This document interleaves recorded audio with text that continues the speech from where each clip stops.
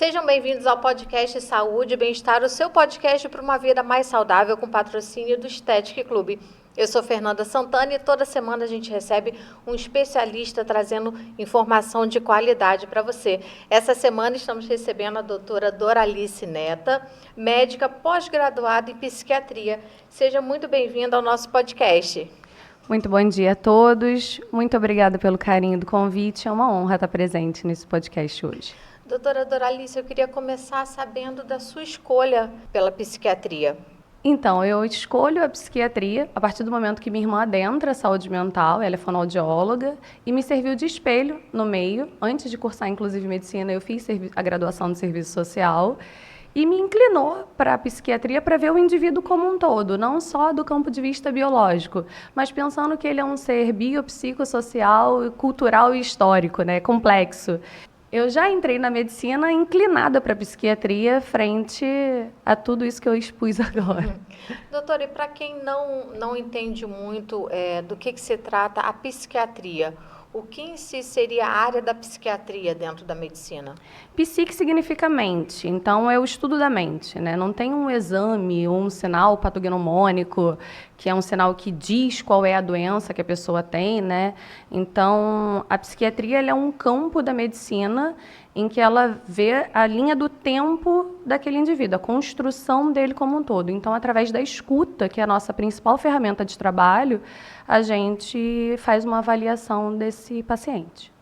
Eu queria que você falasse um pouco ainda sobre essa resistência e até preconceito que as pessoas têm de procurar um psiquiatra. Existe um estigma mesmo, né, dentro da psiquiatria. É muito comum você ouvir as pessoas falando assim, é um médico de doido, de louco, né, porque ficou estereotipado de alguma forma. Mas a gente não estuda pessoas loucas, né, doidas, a gente trabalha com tudo quanto é tipo de indivíduo, né? Afinal, quem é normal, Fernanda? É algo que a gente sempre questiona, assim, quem é normal? O que é normal para você não necessariamente é para o outro. Então, a gente cuida de gente, a gente não cuida de loucos ou anormais fora da realidade, né? É uma estigma que vem sendo derrubada, mas ainda há muito trabalho para ser feito. Eu queria que você falasse um pouco sobre as inovações tecnológicas com relação a diagnóstico, medicamentos, como que a tecnologia tem ajudado no tratamento dentro da psiquiatria? Ainda é algo muito pequeno, assim, né? Insignificante, eu diria. A gente tem medicações que ainda são bem do início, assim, não tem um campo muito extenso medicamentoso dentro da psiquiatria, é algo que vem bem paulatinamente, porque não temos intervenções diretas, né? Não tem na psiquiatria o que a gente chama de procedimento, e a gente vê uma tecnologia muito maior quando trata desse âmbito. Mas, claro, a gente melhorou muito do ponto de vista da eletroconvulsoterapia, da própria questão medicamentosa. Existem medicações hoje que já fazem menos efeito colateral do que as pregressas, então a gente tem sim um avanço, mas ele ainda é muito pequeno, assim, não é tão exponencial assim como a gente espera, né? E qual o papel desses medicamentos no tratamento e na cura desses pacientes? Falar em cura em psiquiatria é um tanto complexo, né? A gente não trabalha dessa forma, até porque diante de uma vida, a gente não vive sobre a ausência dos problemas, a gente aprende a lidar com eles. Em dado momento, você pode, sim, ter uma boa resposta terapêutica, mas tão logo você pode ter uma recaída, que a gente fala, e passar novamente por aquele processo, né? Sem contar que a gente não pode descartar as doenças crônicas que fazem parte das psicoses, a famosa esquizofrenia, o famoso transtorno afetivo bipolar, que são doenças que elas não vão ter um bom prognóstico, elas jamais vão ter essa palavrinha cura. Você tem uma estabilização do quadro em um dado momento, mas as crises, as recaídas, elas podem aparecer. E a medicação, ela vai dar um sustento para aquele indivíduo, né? Claro que no 1% das psicoses, que é o transtorno afetivo bipolar e a esquizofrenia, ela é absolutamente necessária, né, essa medicação. Mas nas síndromes depressivas e ansiosas, que é o maior número que a gente tem do ponto de vista diagnóstico, A medicação ela é um amparo. O que, de fato, altera ali a percepção do indivíduo enquanto o processo dessa suposta cura, desse bem-estar, né, da saída do transtorno, ele vai se dar através do processo terapêutico. A terapia é absolutamente importante, não só a medicação. Eu queria que você falasse sobre uma questão que não está tão assim na mídia, né? Já esteve mais na mídia, mas que ainda faz parte da rotina de muitas pessoas, que é a questão da insônia, a falta de qualidade no sono. Isso tem sido uma queixa muito comum, né? Não raro eu recebo no consultório pacientes, né, demandando essa questão de eu não durmo, eu preciso muito de um remédio para dormir, né? Dormir é um ato primitivo, ninguém ensina a gente a dormir. Então, se você não dorme, algo de errado não está certo. E a gente esquece que nós somos natureza. Então, a gente precisa ter uma rotina, uma higiene do sono, e as próprias redes sociais, né, a própria tecnologia, que é maravilhosa em alguns aspectos, em outros ela impacta diretamente na vida dessas pessoas com essas luzes todas, esses estímulos que fazem a pessoa entrar num processo cada vez mais ansiogênico, e aí as noites vão se tornando complexas. Quais são os principais sinais que a pessoa pode perceber de que ela está com não só uma simples dificuldade de dormir, mas ela está realmente com insônia? Então, a irritabilidade ao longo do dia, assim, quando você não dorme bem, eu sempre falo isso para os meus pacientes. Lembra de quando você é criança? Quando a criança não dorme bem, você sempre fala, está agitada, e você fala, ai, está com sono, né? Ele precisa dormir, isso é falta de sono. Porque uma qualidade de sono, uma arquitetura de sono ali completa, né, faz com que você tenha um bem-estar. Então, se você nota que você está exausto no dia seguinte, com uma irritabilidade tamanha, tendo essa fadiga, né, alterações, inclusive, de peso corporal, né, isso impacta no indivíduo como um todo, na saúde como um todo. A gente percebe mais do ponto de vista da irritabilidade, são os primeiros sinais que a pessoa apresenta. Mas isso vai impactar na vida do indivíduo como um todo. Eu não lembro das coisas direito, essa questão da atenção fica diminuída, então você acha que, inclusive, é uma questão de memória, você acaba confundindo isso. E melhorando a qualidade desse sono, você acaba, às vezes, notando a melhora desse quadro, né, de uma maneira geral. E quando você fala da questão da higiene do sono, quais seriam algumas medidas básicas que a pessoa poderia tomar para tentar trazer essa qualidade do sono? Primeiro de tudo, Fernando, estipular um horário para dormir e para acordar. Eu sempre pergunto assim, você é mãe, você é pai? Você já ouviu, inclusive, algum pediatra falando para a criança, olha, mãezinha, paizinho, tem que ter um horário para dormir, para acordar, você tem que criar essa rotina.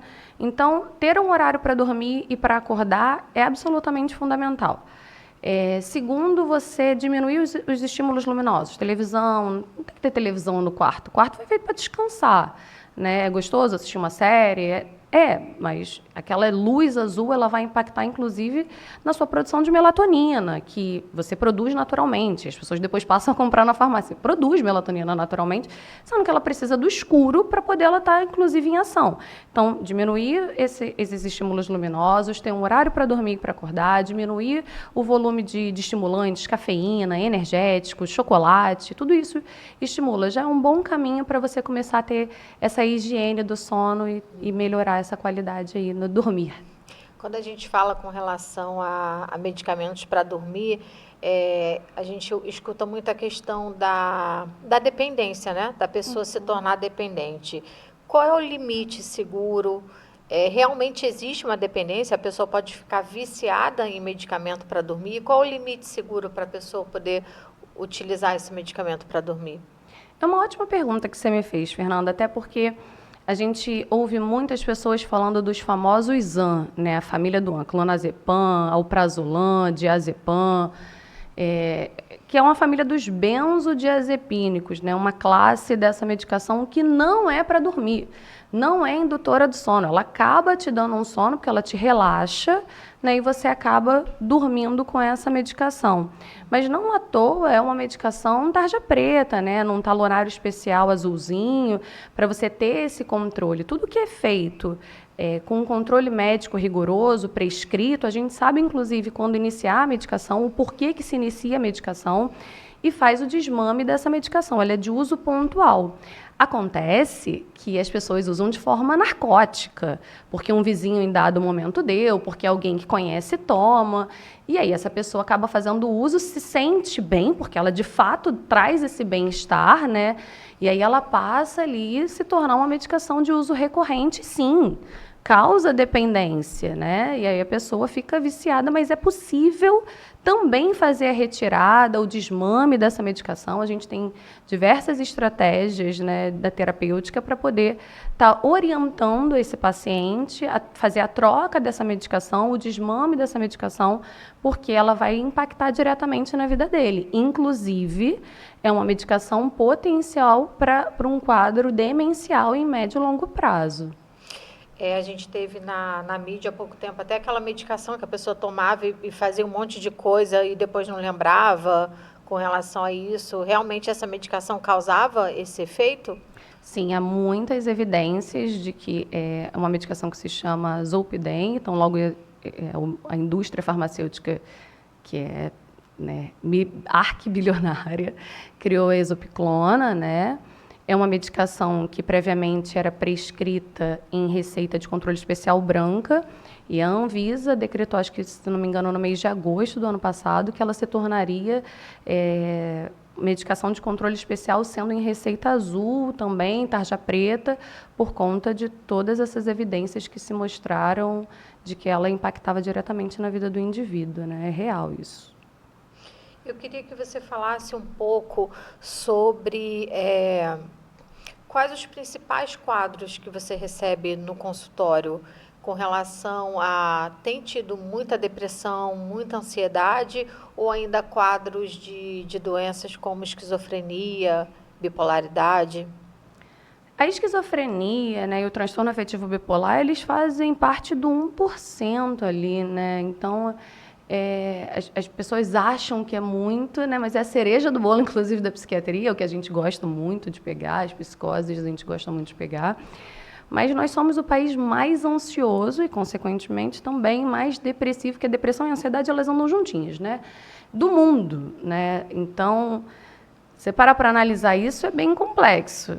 Então, a gente pega uma demanda muito grande das síndromes depressivas e ansiosas. É porque quando a pessoa fala, eu tenho ansiedade, né? Tem muita coisa ali intrínseca, né? Quando você fala de síndrome ansiosa, você tem ali o transtorno do estresse pós-traumático, que as pessoas conhecem como TEPT, o TOC, que é o transtorno obsessivo-compulsivo, a própria TAG, né? Que é o transtorno ansioso generalizado, agorafobia, disforia menstrual. Enfim, tem vários subdiagnósticos que a gente chama de diagnósticos nosológicos que vão estar intrínsecos. Não é só assim, eu tenho depressão, eu tenho ansiedade. Mas tem o quê? É uma análise que a gente vai fazendo e para fechar esse diagnóstico que não é dado num primeiro momento, mas seja na emergência psiquiátrica, seja no consultório, seja no ambulatório, o maior percentual de diagnósticos que a gente tem hoje é de síndromes ansiosas e depressivas. Desculpa, transtorno de personalidade. Esse aí tem chegado em grande monta. Ele seria o quê, exatamente?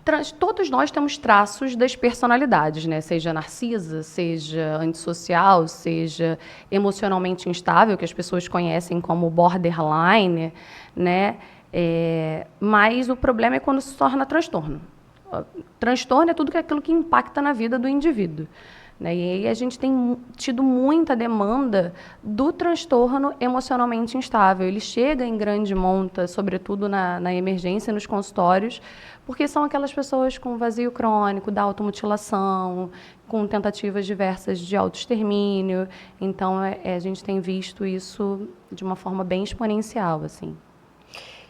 Eu queria que você falasse um pouco com relação ao período da pandemia. E o que você observou nos consultórios, nos hospitais, nesse período? No período da pandemia, eu estava terminando a graduação, né? Então, eu ainda não estava atuando na psiquiatria, né, já formada. Eu era acadêmica de psiquiatria nesse período, né, também.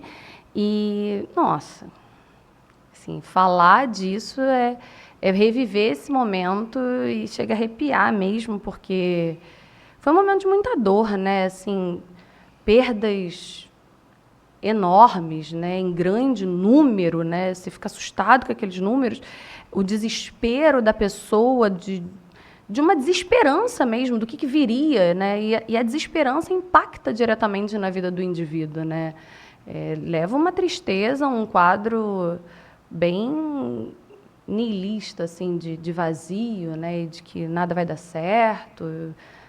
Desesperador. Foi um período muito complexo e que trouxe para a psiquiatria até uma lupa, né, um holofote bem grande, porque as pessoas começaram a demandar de terapeutas e psiquiatras, porque não estavam sustentando aquela dor e pensando assim, o que vai ser? Já perdi minha mãe, meu pai, meu tio, e agora eu não posso pegar essa doença? Foi realmente desesperador.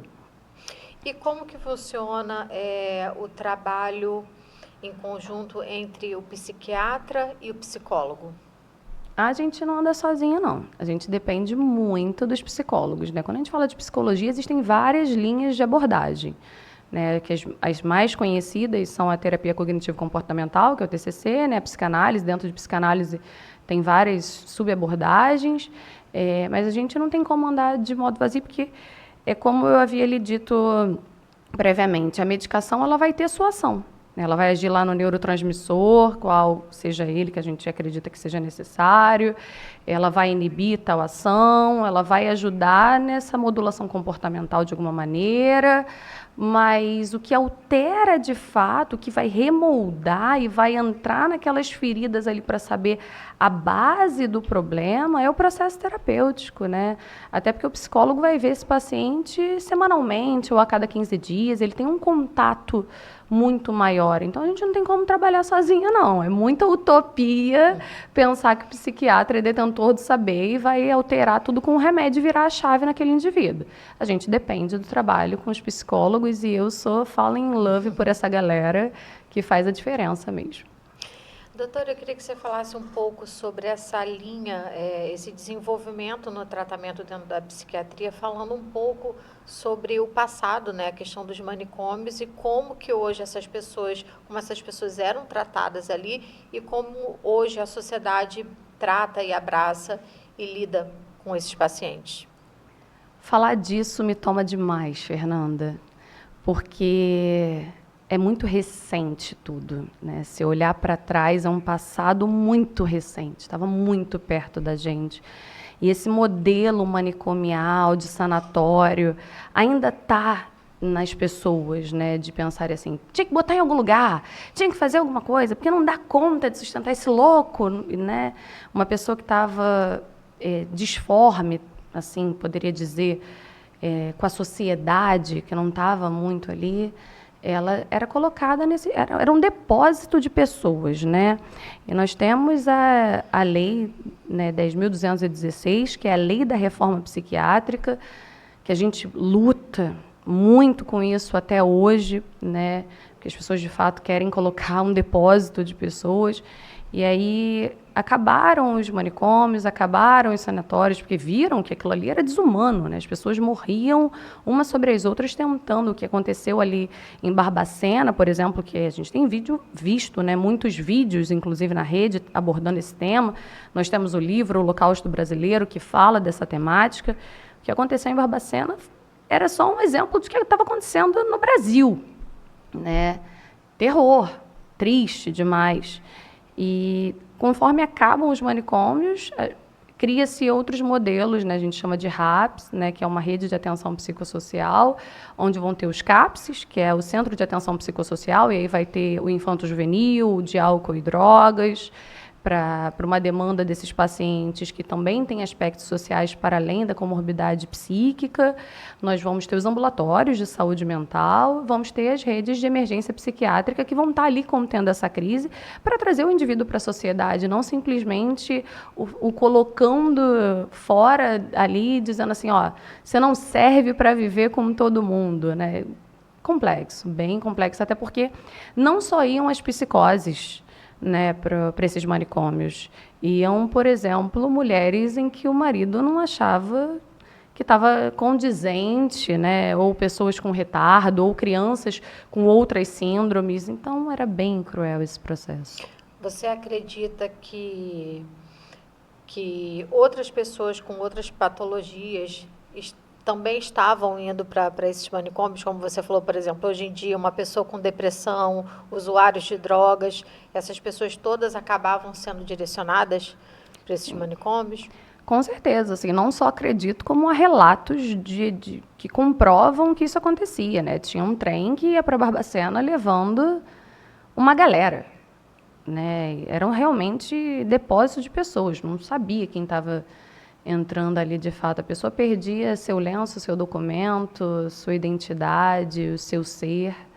Era muito triste, sabe, Fernanda, ver que de fato era um lugar onde não está de acordo, vai para lá. Independente de você ter um quadro psicótico ou não, e não era um tratamento, assim, né? Era um lugar de insalubre, né, sobretudo. Então, as pessoas não tinham melhora, não. Elas tinham piora mesmo. Crianças com adultos, homens e mulheres, todo mundo misturado, os pavilhões, com diversas pessoas passando fome, bebendo água de esgoto. Um lugar frio, complexo.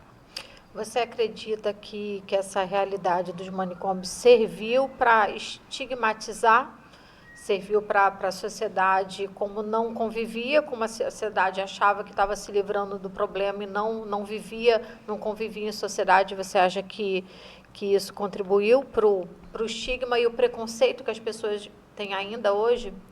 Contribuiu. Eu acho que contribuiu sim e de alguma forma enraizou, né? Tanto que é muito comum a gente ver pessoas pedindo internações compulsórias até hoje, né? Por acreditar que esses espaços eram uma estratégia eficaz, né? Hoje em dia ainda existem clínicas psiquiátricas. Em que situações você acha que ainda é necessário? Em que situações um paciente ainda precisa ficar um tempo internado? Ou, na sua opinião, não existe essa necessidade em nenhuma situação? As clínicas psiquiátricas que existem são particulares, ou têm um viés religioso. Pelo SUS, nós temos as residências terapêuticas, que é a casa onde moram essas pessoas que saíram diretamente do manicômio, né? Nós temos, como eu falei, o CAPS, né, os ambulatórios, as emergências que dão conta dessas contenções de crise, mas quando a gente fala de SUS, a gente não fala de clínica psiquiátrica. A gente entende que existe uma necessidade pontual de uma internação, onde se apresentam critérios, são 7 os critérios para a internação involuntária, mas não entende que existe a necessidade de manter pessoas reclusas, né? E com relação à depressão? Eu queria que você falasse um pouco da questão da depressão, que é um assunto que a gente falou muito na mídia, né? É um assunto que ganhou muito espaço na mídia, mas eu sinto que ainda existe uma parcela da população que vê a depressão como besteira, como fraqueza, que acaba fazendo com que as pessoas tenham medo de entender e reconhecer que estão passando por uma depressão e até buscar tratamento. Às vezes a pessoa que está com uma comorbidade, ela não consegue se enxergar neste lugar.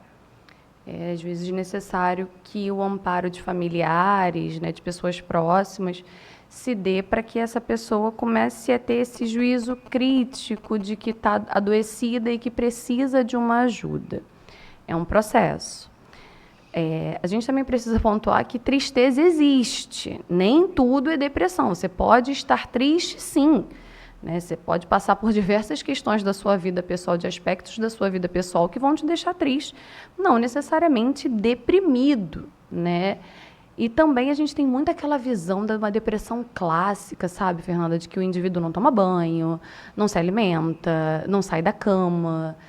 Mas a gente também tem a depressão atípica, onde o comportamento dessa pessoa vai se dar de uma forma não clássica. Então, é um humor mais irritadiço, e aí tem realmente isso de, fulano não tem depressão porque pintou o cabelo, porque fez a unha. Existe um preconceito mesmo, né? Mas depressão existe sim, é um quadro grave, inclusive existe a depressão psicótica, que é quando esse indivíduo ele rompe ali com a barreira do real, de tão sofrido que ele está, ele precisa até como uma defesa, né, do inconsciente, para que ele rompa com a barreira da realidade para viver. E aí é necessário, inclusive, a associação de antipsicóticos junto ao antidepressivo para poder tentar melhorar o quadro, né? Doutora, eu queria saber quais são os efeitos das redes sociais, né, dessa cobrança, desse vislumbre das redes sociais na saúde mental, por exemplo, dos adolescentes. Nossa, como impacta. Essa semana mesmo eu recebi uma paciente de 14 anos que virou para mim e falou assim, mas o meu sonho era ser filha da Virgínia. E aí você entende isso, né? Uma pessoa que está ali marginalizada de alguma forma, né? Que sofre um desamparo genuíno, um desafeto genuíno, não porque esses pais são maus, cruéis ou coisa do tipo, né? Mas porque eles precisam ter outras demandas e a gente está muito nessa era do fazer. Então, quantos likes você tem, quantas publicações você tem, né? Isso vai impactando diretamente na vida desses adolescentes que precisam mostrar esse fazer, e a gente está esquecendo de quem são essas pessoas, né? O que é o ser enquanto indivíduo? Está se esbarrando por essa vida utópica de um recorte. Porque as redes sociais, sobretudo, é um recorte, né? Não é a vida da pessoa ali na íntegra. Ela mostra exatamente o que ela quer, o que ela deseja passar, seja bom ou ruim, é o que ela deseja. Sendo que quem está ali, às vezes, por trás e não tem uma maturidade, né? Não tem uma visão de mundo que possa fazer com que tenha um juízo crítico mesmo de dizer, não, isso aqui não faz o menor sentido. Ela se toma por aquilo ali, fica e faz com que aquilo ali seja parte do real, e aí fica nesse real abstrato e não sabe viver nisso, e isso impacta em tudo, né? Impacta desde a escrita, impacta desde do convívio social, porque isso é extremamente dopaminérgico, então, como é gostoso você ficar virando aquelas páginas com milhões de estímulos, e você fala, meu Deus, perdi 50 minutos aqui, né? E aí você tira aquilo ali daquele adolescente, daquele jovem, porque você acha que está demais, e ele surta, né? Que você fala, surtou, teve uma crise, porque ele não aguenta ficar sem o telefone. Claro, aquilo ali é a zona de prazer, de regulação dele. Você não segue o que você não gosta, você não vê, você não joga os joguinhos que você não gosta, você vai procurar aquilo ali que te dá um prazer imediato. E é um prazer imediato. É dopaminérgico, sim. Então a pessoa vai ficando aquilo ali e se torna um vício, né? Existe o vício de uso de redes, isso tem impactado muito na vida dos adolescentes, que tem aumentado até mesmo a demanda de atendimentos. Eu queria que você falasse um pouco também sobre a relação da saúde mental com a saúde física. Como que a falta de saúde mental, de cuidado, pode interferir no corpo da pessoa, na saúde, em doenças? Completamente. A cabeça não anda separada do corpo, né? Então, você vê que existem muitas doenças, a gente fala até mesmo dos transtornos somáticos, né, somatoformes, que é esse corpo respondendo a esse psíquico. Então, você fala, por exemplo, de doença como fibromialgia, né, que alguns reumatologistas até tratam, mas a gente na psiquiatria trata como depressão, né, que é esse corpo doendo, né? A gente tem outras doenças como alopécia, psoríase, muitas doenças gastrointestinais, gastrite nervosa, eu tenho síndrome do intestino irritável. São doenças psicossomáticas, ou seja, Começa numa construção da mente e esse corpo, ele responde a essas demandas. A gente vê muito isso. E também não podemos esquecer que a gente vê muito pessoas alterando esse estereótipo.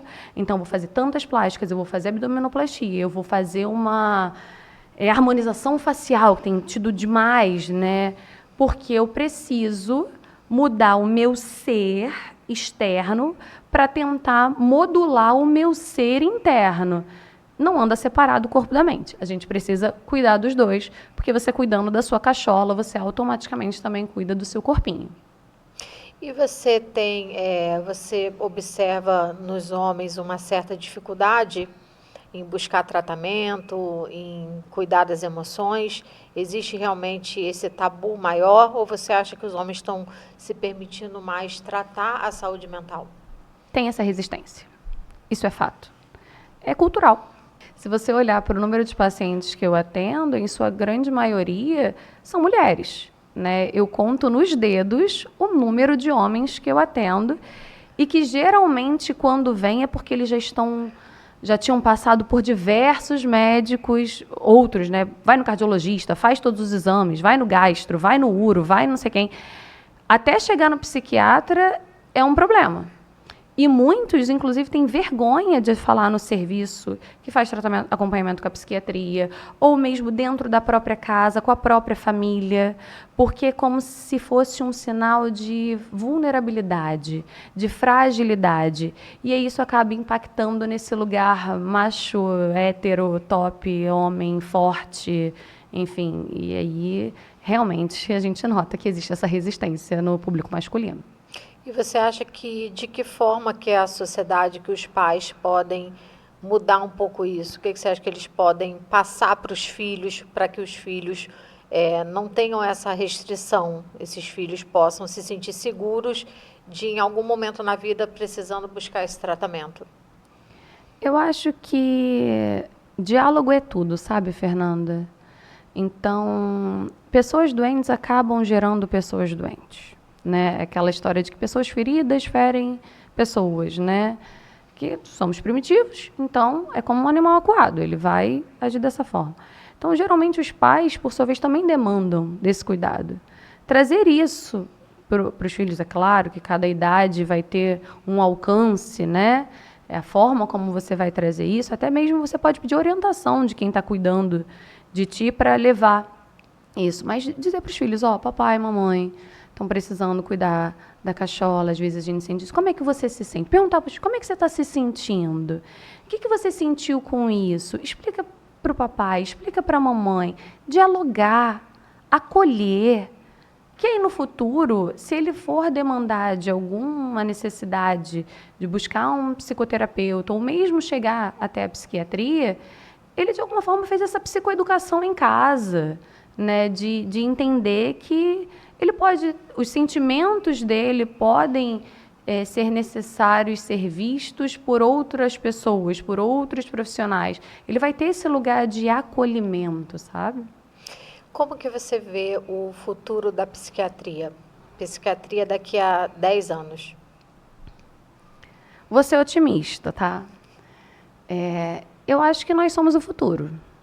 A tecnologia está aí gigante, essas IAs todas, né? Enfim, tá forte a beça, mas isso que a gente está tendo aqui, que é o olho no olho, o contato, não tem como máquina nenhuma botar isso. Então, nós somos seres absolutamente complexos. Essa complexidade que a gente tem, essas máquinas todas não vão dar conta. Então, o lugar da escuta ele vai ser cada vez mais necessário. A fala dá contorno para o indivíduo, né? Então, a gente vê as pessoas silenciando muito e é como se fossem doses de veneno esse silenciar e não expor. Quando você come algo que não te faz bem, ou você tem uma diarreia, você vomita. Você tem que botar para fora de alguma maneira. Então, se você não está bem emocionalmente, tanto que é bem comum, né, você ver as pessoas tendo aqueles atos abruptos, impulsivos, de eu preciso falar, eu preciso botar isso para fora, isso está me matando, e chora, e se rebela, porque é esse ato mesmo de panela de pressão que tem que botar para fora. E bota para fora como? Em palavras. Né? Você vê a pessoa falando, aquela pressão de fala taquilálica, né, que a gente fala que é falando rápido e com uma pressão de fala, com uma necessidade de falar. Depois ela diz, ai, nossa, eu estou aliviada, doutora, eu precisava muito disso. E você vai ver isso cada vez mais chegando, né? Essa demanda vai chegar cada vez mais. Outros colegas de outras cadeiras, né, da medicina falam para a gente, cara, nossa, tu tem que ser psiquiatra mesmo, porque eu vontade de ouvir, porque as pessoas vão chegar. Elas chegam no salão de beleza falando da vida. Então, não vai dar, isso aqui não vai dar conta, essas coisas não vão dar conta. Então, a psiquiatria vai crescer. A nossa profissão não acaba. Tem a robótica que está aí na cirurgia e tal, está abalando. Mas que máquina vai fazer isso que a gente tem? Né? Seja você acreditando em Deus, no universo, seja qualquer coisa, assim, o indivíduo ele é complexo. E esse olho no olho, essa coisa do sentir, do feeling, do tal do sexto sentido, não tem máquina que dá isso. Então, a psiquiatria tem vida longa, eu acredito. E eu queria agora que você falasse como que você cuida da sua saúde mental. Qual é o seu segredo para manter a tranquilidade e a sanidade, tanto na sua vida quanto lidando com tantos pacientes e com tantas questões? É importante sempre ressaltar que a gente que cuida de gente, a gente é gente também, né? Então, eu tenho, sim, os meus momentos de frustração, meus momentos de inquietude, meus momentos de tristeza, assim, né? De euforia, talvez. Né? Mas eu cuido da minha saúde mental há 17 anos fazendo análise, Fernanda. Já passei por algumas psicoterapeutas, estou com a mesma analista hoje há 6 anos, né? Ao longo desses 17 anos conheci muita gente, mas eu cuido da minha saúde mental. Assim, não faço uso de medicação, né? Sou bem pouco alopática, até mesmo com os meus pacientes, porque eu vi o quanto a terapia me moldou e construiu a minha história. Então, eu falo isso para os pacientes. A terapia fez a Dora estar na psiquiatria hoje, a terapia faz a Dora conseguir lidar com isso tudo, porque a palavra educa, mas o exemplo forma, né? Então, não tem como eu cuidar das pessoas sem que eu cuide da minha cachola. E se for necessária uma intervenção medicamentosa, sim, por que não? Né? Por que eu não vou fazer uso daquilo que eu falo para os meus pacientes que eu acredito, daquilo que é baseado em evidência científica? Afinal, a gente não faz alquimia, não. A gente trabalha com uma medicina baseada em evidências, né? Então, se a terapia está aí nessas evidências, por que eu não vou fazer e cuidar da minha cachola, né? E eu queria que você falasse agora, para quem quiser conhecer mais do seu trabalho, onde que você atende aqui na região dos Lagos, qual é a sua rede social? A minha rede social é Doutora Dora Neta, né, no Instagram.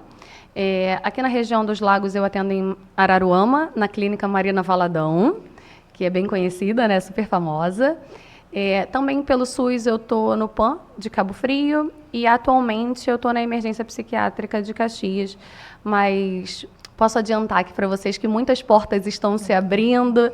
Em fevereiro eu já altero alguns serviços, mas quer me encontrar mesmo, quer ter uma consulta comigo, ficar 1 hora ali nesse momento dessa troca, entre em contato lá com a Clínica Marina Valadão e agenda a sua consulta. Doutora, quero agradecer a sua participação no nosso podcast Saúde e Bem-Estar, te parabenizar pela forma leve como você fala, que eu acho que é isso, a gente tem que falar de forma clara, educativa, leve, sobre a importância da saúde mental e a importância do papel do psiquiatra para essas pessoas, para encorajar elas a buscarem tratamento, né? Deixar esse preconceito de lado e buscar a saúde mental, buscar o bem-estar, buscar a qualidade de vida. Parabéns pela sua trajetória e pelo seu trabalho. Eu agradeço muito o convite, meu primeiro podcast, é uma honra estar aqui. Inclusive, vale estender para as pessoas que sim, estou ansiosa, taquicárdica, sudoreica. Nem tudo é transtorno de ansiedade, a gente tem ansiedade boa também, foi uma ansiedade muito boa para estar aqui. Não adianta eu ficar falando em diversos termos técnicos, porque as pessoas vão perguntar, para comer, para passar no cabelo, para que serve isso, né? Então, aí, quando dá um termo técnico, tem que explicar o que é aquilo. E essa forma como eu falo com meus pacientes, eu acho que me aproxima deles mesmo, né? Esse meu jeito histérico. traz essa minha proximidade para os meus pacientes, até corrobora com a minha história, não teria como ser diferente. Muito obrigada pelo seu carinho, muito obrigada pelas perguntas. Foi um prazer e eu espero voltar. Pode deixar. E agradecemos também, e fiquem ligados que toda semana tem episódio novo do podcast Saúde e Bem-Estar com patrocínio do Estética Clube. Até o próximo episódio.